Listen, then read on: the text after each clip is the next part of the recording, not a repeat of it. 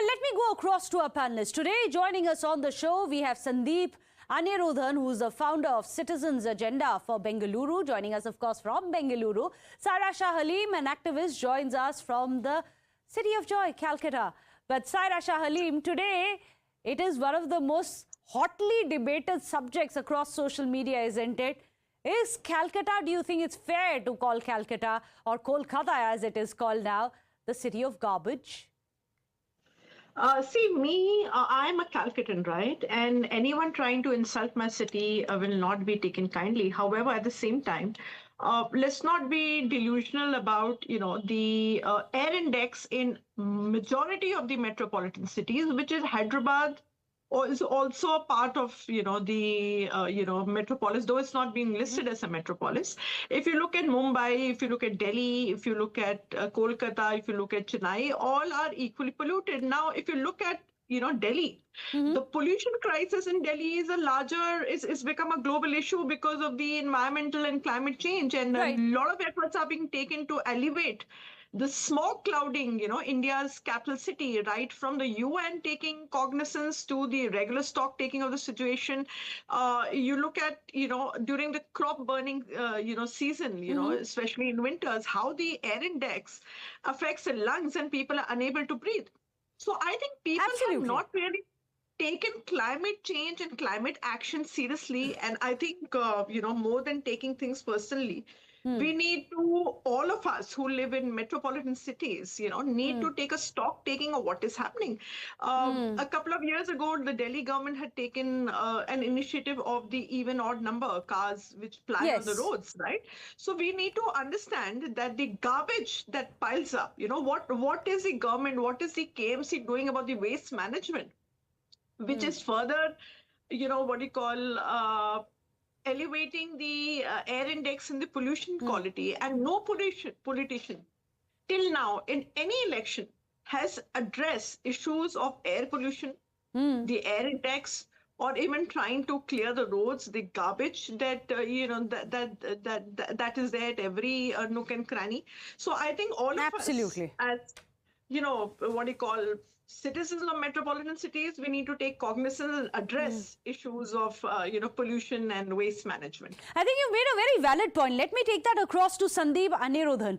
When we have elections, everyone talks about the narrative, the polarization. It's about Hindu Muslims, it's about masjids and mandirs, but very little is being talked about, being spoken about issues which really matter to us. Like my basic right to breathe in Delhi is not being given.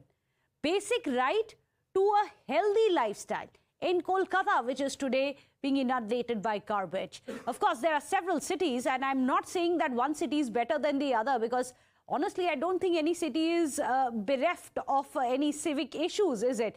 But Sandeep, it never comes up in the political discourse. Why? Meghna, I think largely what we've suffered from post-independence is that we forgot the dream of our freedom fighters.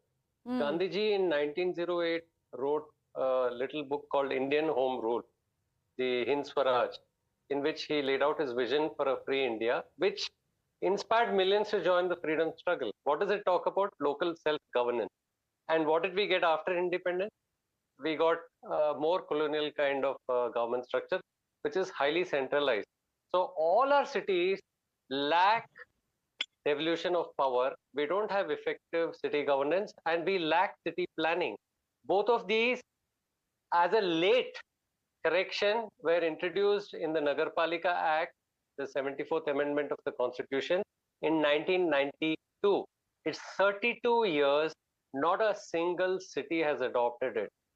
Basically, all the city dwellers in India are bereft of political autonomy because all the state governments want to keep it away from the citizens of the city, because then they can't play around with the money that flows to the city's economy.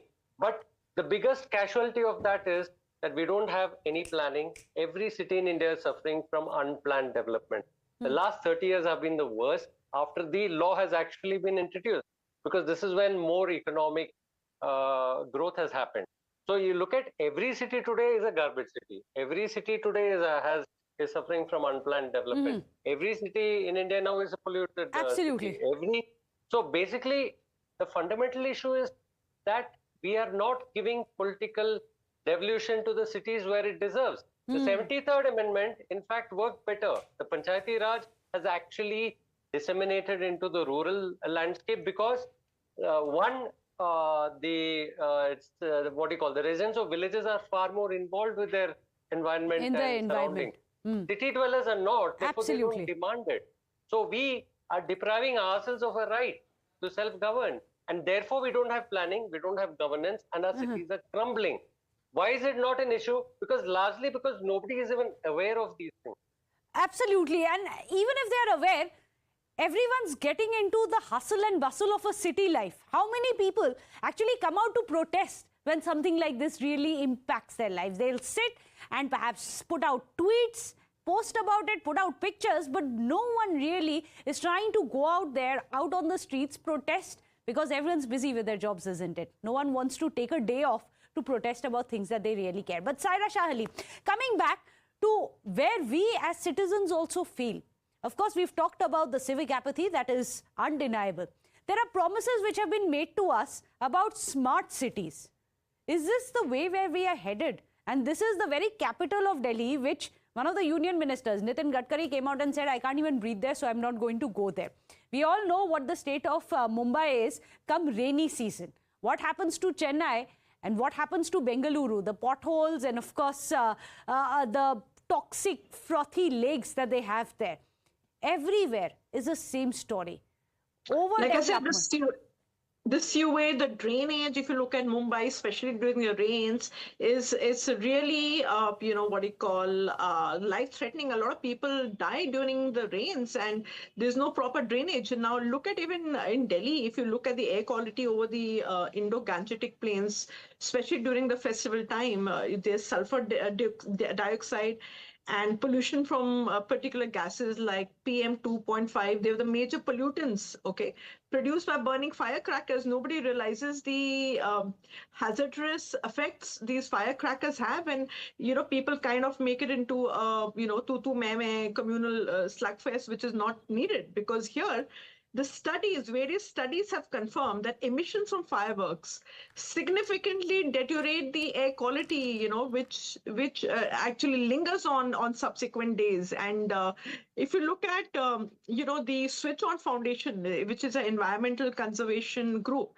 based in Kolkata, the Kolkata's index, like air quality index, has majorly fluctuated in recent times from moderate and poor. So that is really alarming, because if, the air quality starts dipping and Kolkata falls into the unhealthy zone, then it is, known as unhealthy or known as hazardous. So I think overall, all of us living in metropolitan cities, if we don't take a collective action on how we can better our cities, the situation is going to go bad from worse. Absolutely. That is, garbage piling We up. talk about the civic apathy, we talk about politicians not doing enough. But at the end of it, have we done enough? What have we done to ensure that these problems are minimized? Have we ensured that we are not littering the place? Are we ensuring that we are not indulging in part of the pollution that we see? Are we not part of the traffic jams and part of the problem then? When will we become a part of the solution is the question, isn't it? Well, thank you so much, Sandeep Anirudhan, for joining us. Saira Shah Halim, as always, pleasure to have you on the show. With that, we are going to be slipping into a short break. Don't go anywhere.